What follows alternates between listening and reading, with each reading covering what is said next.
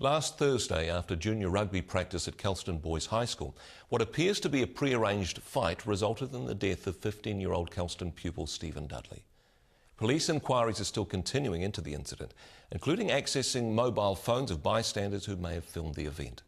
A 15-year-old and a 17-year-old have been charged with assault, and further charges are possible. This tragic situation may have just been the result of an unlucky punch in a schoolyard scrap. But what does it say about our society's acceptance of violence as part of the game, both on and off the field? What sort of messages are we sending to our young sports people? My guest today is former Black Cap, former All Black and sports media commentator Jeff Wilson.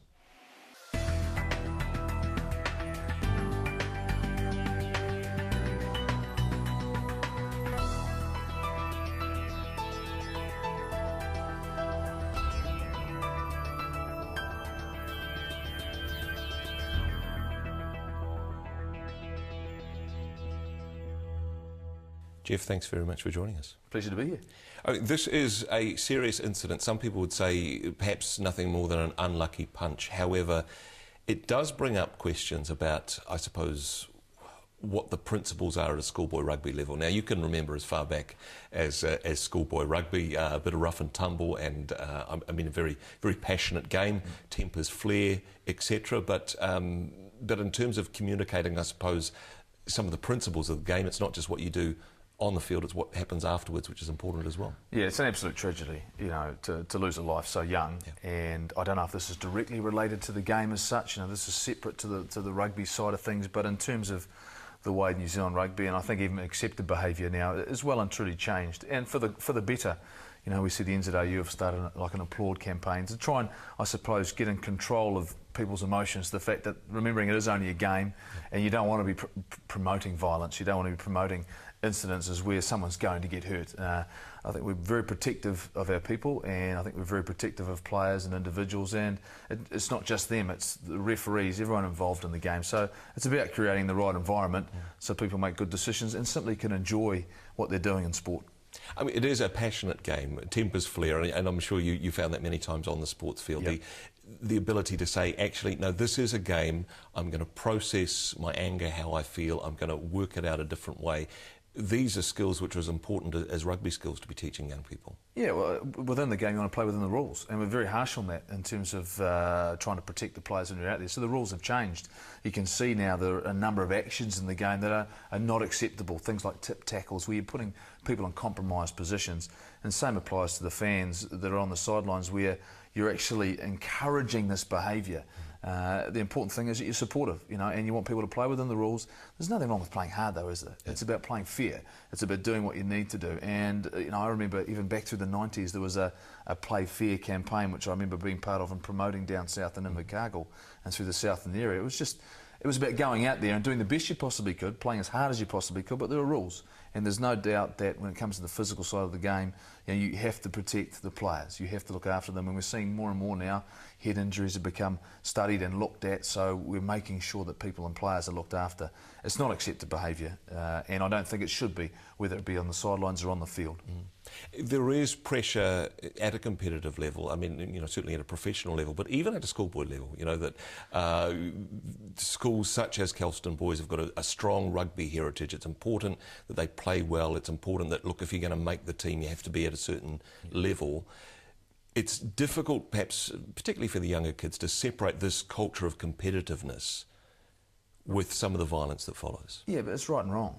You know, it's a campaign we're going here through New Zealand, that this against violence campaign. This should be a simple decision to make. You know, behaviours that lead to people getting out of control, and like I say, it's not accepted now. We're seeing what's even happened after the State of Origin, where Paul Gallen's got suspended for 1 week, and you know, in the old days, it was the biff was part of it. Yeah. In Australia, it hasn't even been accepted. Saying, well, you just hit the man. He's just standing in front of you. He is defenceless. It's not part. We don't want to see that anymore. It's not part of the game. Rugby's done a big job on making sure that referees, they've got the opportunity now. They can send people off. They've got cards. It's just unacceptable behaviour. Players know it.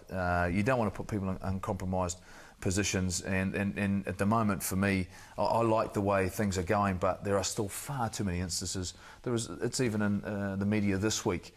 where there's people down south, there's 7 or 8 people up in front of judiciary about their behaviour, and it's not just players, we're talking spectators. Come on, I mean, really? Yeah. I mean, really? I'd expect that from 5-year-olds, 3-year-olds, but not grown adults, and I think it's just unacceptable. And I myself go and watch games of footy, and I'm astounded by the behaviour of people. There's no doubt I grew up in a competitive environment, but you know, I copped it from if I wasn't playing within the rules, you know, and if I did anything, high tackles, anything like that, I was truly made clear that that's not accepted. Yeah.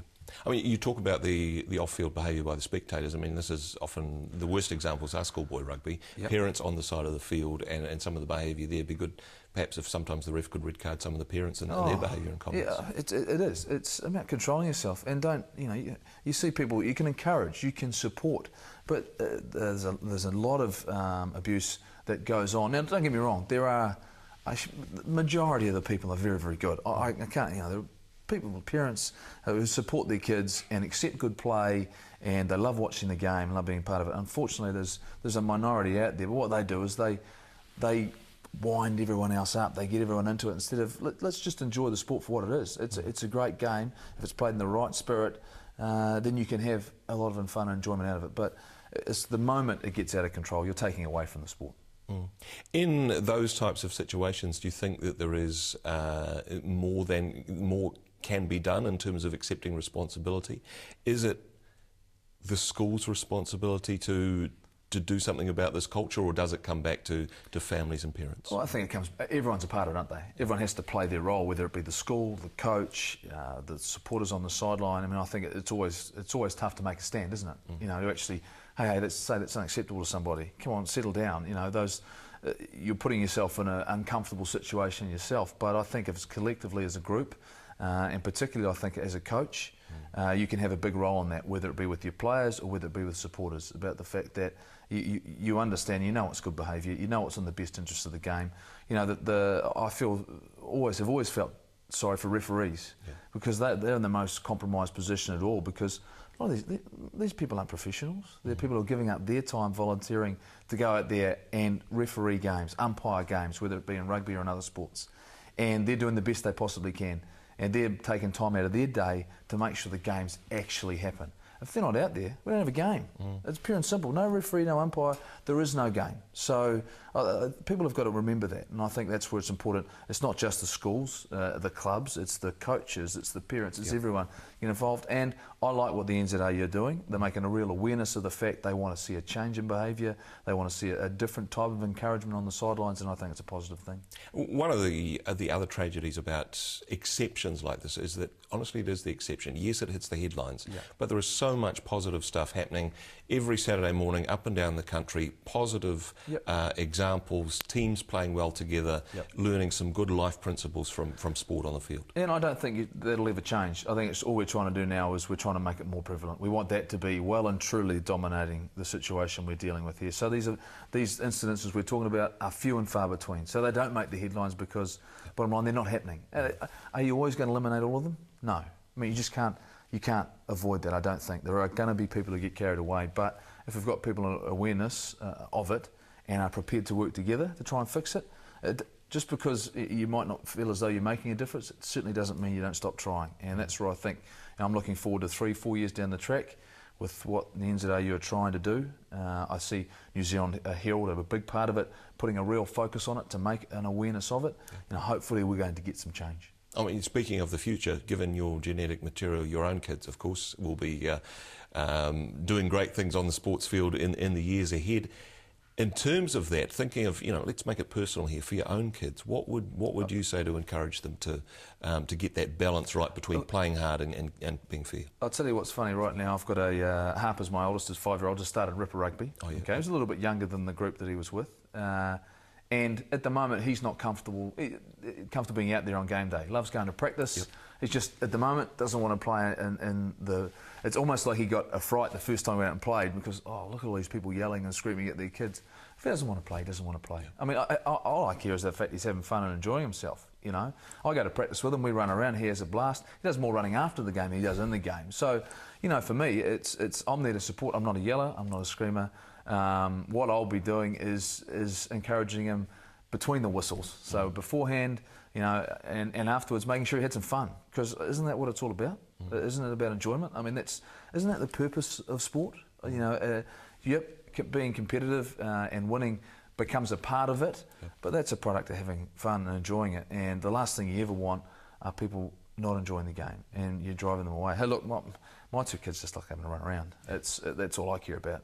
They're outside, they're in the fresh air with their mates having a good time. No different to me when I was growing up. And I'm sure they'll be great sports people one day as well. Well, I don't know about that, but that doesn't matter. Okay, that's not a big issue for us. It's about that they're enjoying what they do. Jeff Wilson, thanks very much for joining us. Pleasure being here. That's all we've got time for this week. Make sure you join us again next time. This week on End Zone Focus, we'll be talking about the link between faith and neuroscience, how spiritual discipline has a positive impact on our physical brain. Fascinating conversation with Dr. Kurt Thompson. For now, though, from all of the End Zone Now team, ka kite anō.